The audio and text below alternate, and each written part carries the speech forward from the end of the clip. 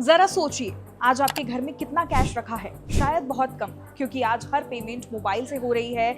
UPI, net banking, card, सब कुछ digital. जिंदगी आसान हुई है, लाइन में लगना खत्म हुआ है। लेकिन क्या आपने कभी सोचा है कि इस सुविधा ने साइबर अपराधियों का काम भी कितना आसान कर दिया है? एक गलत लिंक, एक फर्जी कॉल या एक मामूली सा ओटीपी और पलक झपकते ही आपका बैंक बैलेंस गायब। सवाल ये है कि क्या हम सच में डिजिटल दुनिया के लिए तैयार हैं? नमस्कार, मेरा नाम है चारू अग्रवाल और आप देख रहे हैं IBC 24 डिजिटल।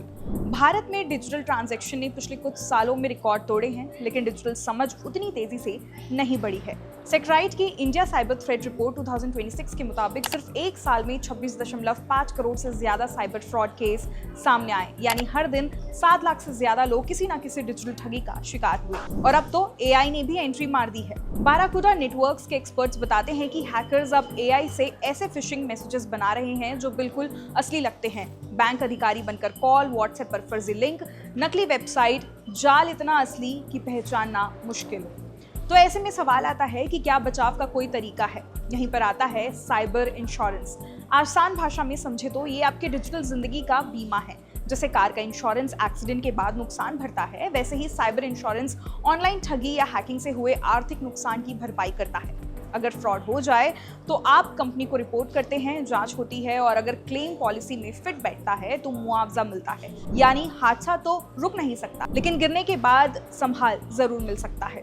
अब आप सोच रहे होंगे कि ये तो बड़े लोगों के लिए होगा। नहीं, आज हर वो इंसान जो ऑनलाइन शॉपिंग करता है, UPI यूज करता है, रिमोट काम करता है या सोशल मीडिया पर एक्टिव है, जोखिम में है।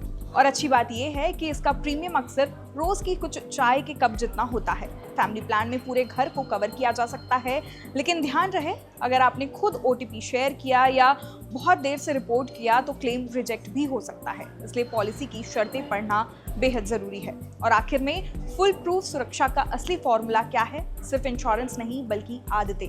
मजबूत और अलग अलग पासवर्ड रखें, हर जगह 2 फैक्टर ऑथेंटिफिकेशन ऑन करें, अनजान लिंक पर क्लिक करने से पहले 2 बार सोचें। याद रखिए, आज पैसा सिर्फ तिजोरी में नहीं बल्कि मोबाइल में भी रहता है। डिजिटल सुरक्षा के साथ डिजिटल जिम्मेदारी भी जरूरी है, क्योंकि साइबर फ्रॉड अब सिर्फ एक स्कैम नहीं बल्कि पूरे डिजिटल इकोसिस्टम के लिए खतरा बन चुका है।